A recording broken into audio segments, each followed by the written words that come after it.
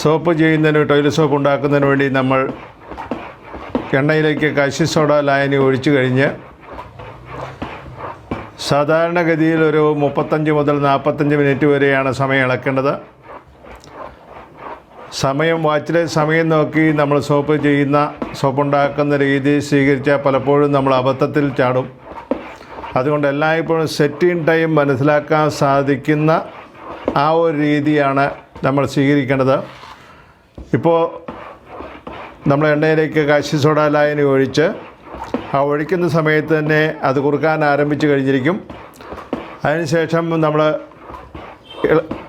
ഇളക്കുന്നതിനനുസരിച്ച് അത് കുറുകിക്കൊണ്ടിരുന്ന അവസാനം ഒരു സെമി ലിക്വിഡ് അവസ്ഥയിലേക്ക് അതെത്തും. ആ സമയത്താണ് നമുക്ക് ഇളക്കുന്ന തവിയുടെ പാട് നമുക്ക് ആ മിശ്രിതത്തിൽ തെളിഞ്ഞു കാണാൻ തുടങ്ങുന്നത്. ആ സമയത്ത് നമ്മളത് സ്പൂണിൽ അല്പം കോരി അതിൻ്റെ മുകളിലേക്ക് ഒഴിക്കുന്ന സമയത്ത് അത് മാഞ്ഞു പോകാതെ അതേപടി നിൽക്കുന്നതായിട്ട് നമുക്ക് കാണാൻ സാധിക്കും. ഞാനതൊന്ന് കാണിച്ചു തരാം.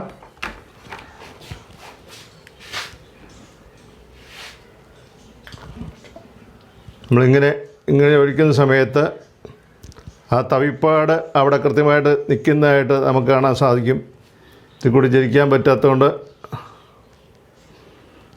തവിപ്പാട് നമുക്ക് കൃത്യമായിട്ട് അവിടെ കാണാൻ സാധിക്കും. ഇനി നമുക്കിതിലേക്ക് പെർഫ്യൂം ഒഴിച്ച് 1 മിനിറ്റ് കൂടി ഇളക്കിയതിന് ശേഷം നമ്മൾ എണ്ണ തേച്ച് വെച്ചിരിക്കുന്ന മോഡിലേക്ക് നമ്മൾ ഒഴിക്കുകയാണ് ചെയ്യേണ്ടത്. നമ്മളിവിടെ പുൽത്തൈലം പെർഫ്യൂമാണ് വാസന നിൽക്കുന്നതിനായിട്ട് നമ്മൾ ഉപയോഗിക്കുന്ന. പുൽത്തൈലം എന്ന് പറയുന്നത് നാച്ചുറൽ പെർഫ്യൂമാണ്.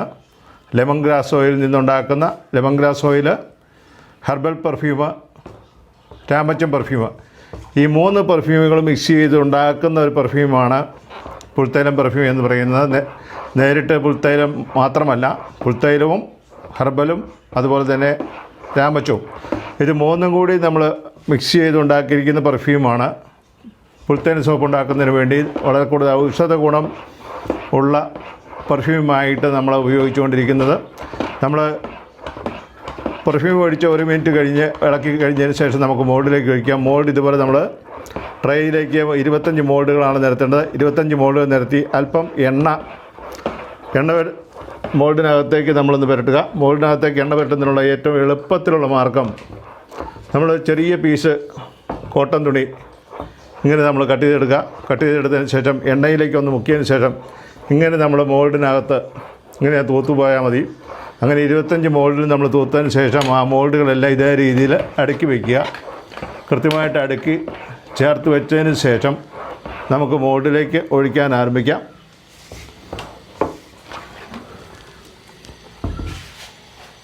മോൾഡിൽ നിന്ന് ഒഴിക്കുന്നത് നമ്മൾ അതിൻ്റെ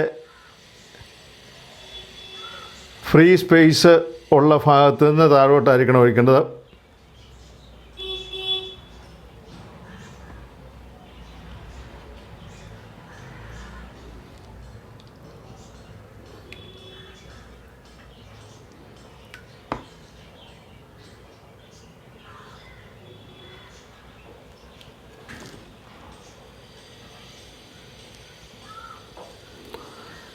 ഇപ്പോൾ മുകളിലത്തെ ഭാഗത്തു നിന്ന് താഴോട്ടായിട്ട് നമ്മൾ ഒഴിച്ചു കൊണ്ടുവന്ന് മൊത്തം ഒഴിച്ചു ചേർത്തതിന് ശേഷം നമ്മൾ സ്കെയിൽ കൊണ്ട് വടിക്കുകയാണ് ചെയ്യുന്നത്. സ്കെയിൽ കൊണ്ട് വടിക്കാൻ ആരംഭിക്കുന്ന ഈ മുകളിലത്തെ ഭാഗത്താണ് വടിക്കാൻ ആരംഭിക്കുന്നത്.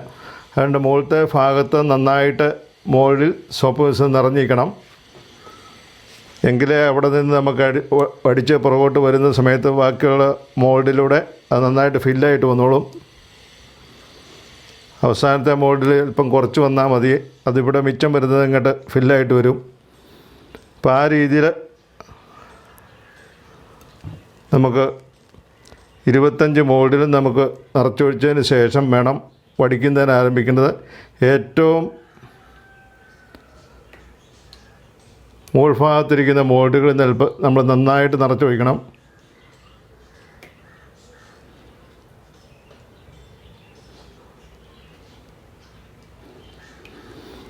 അവിടെ നമ്മൾ നന്നായിട്ട് നിറച്ചൊഴിക്കുമ്പോൾ നമ്മൾ സ്കെയിൽ കൊണ്ട് പുറകോട്ട് വടിക്കുന്ന സമയത്ത് മിച്ചമുള്ളത് മുഴുവൻ പുറകോട്ട് വന്നോളും. അപ്പം ബാക്കിയുള്ള മോൾഡുകളിലൂടെ നിറഞ്ഞു വന്നോളും.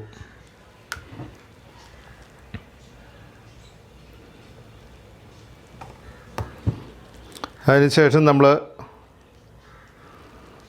നമ്മുടെ ബക്കറ്റ് സ്കെയിൽ ഉപയോഗിച്ച് നമുക്ക് വടിച്ചെടുക്കാം. അതുപോലെ തന്നെ ഒരു എക്സ്റേ ഷീറ്റ്, ഒരു കട്ടിയുള്ള പ്ലാസ്റ്റിക് നമ്മൾ കട്ട് ചെയ്തെടുത്താൽ ആ പ്ലാസ്റ്റിക് ഉപയോഗിച്ച് നമുക്ക് നന്നായിട്ട് നമുക്ക് വടിച്ചെടുക്കാൻ പറ്റും. ഇപ്പം പോലും വേസ്റ്റ് ആക്കാതെ.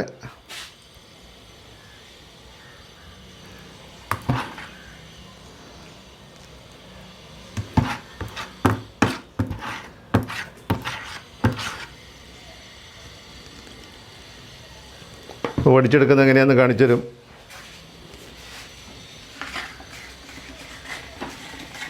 ഇനി നമ്മൾ സ്കെയിൽ ഉപയോഗിച്ച് നമ്മളിത് വടിക്കുന്ന ആണ് ഞാൻ കാണിക്കുന്നത്. സ്കെയിൽ ഉപയോഗിച്ച് വടിക്കുന്നത് നമ്മളതിൻ്റെ മുകൾ ഭാഗത്തു നിന്ന് സ്കെയിൽ ചരിച്ച് പിടിച്ച് ഒരു 45 ഡിഗ്രി ചരിച്ച് പിടിച്ച് നമ്മൾ വടിക്കുക.